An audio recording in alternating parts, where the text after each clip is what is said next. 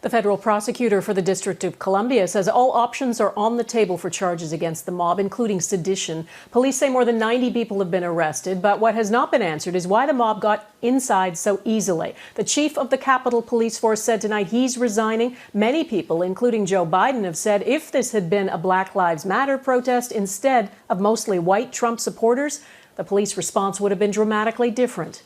Mike Armstrong reports.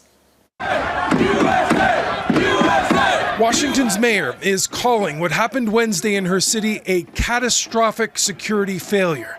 Muriel Bowser is asking Congress to hold a commission into what went wrong. Both to hold people accountable and to ensure that it never happens again.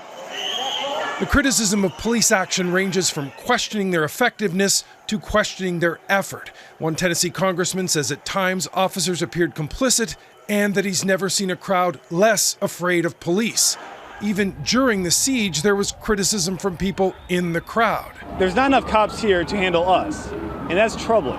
Now, it's clear police were outnumbered and slow to call in reinforcements. The former head of Capitol Police says officers needed help and it came too late. The cavalry should have been coming to get those people the hell off the steps and the platforms, but that would have been very, very ugly and difficult to do if you didn't have superior force. Now, there was also an intelligence failure. Police underestimated the scope of the threat posed by the rally. The chief saying Thursday they knew people were coming, but didn't expect what came next.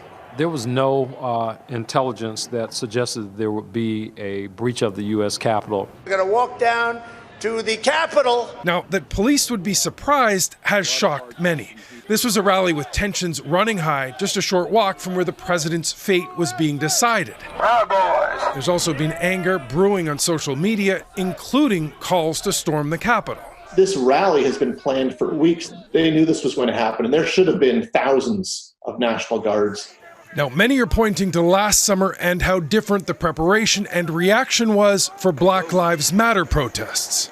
No one can tell me that if had been a group of Black Lives Matter protesting yesterday, they wouldn't have been treated very, very differently. We all know that's true, and it is unacceptable. The president-elect says his own granddaughter sent him this photograph. It's from last June on the steps of the Lincoln Memorial. National Guard prepared for a Black Lives Matter protest. You can't help but acknowledge that there is a double standard, at least a perceived double standard, and it's pretty blatant.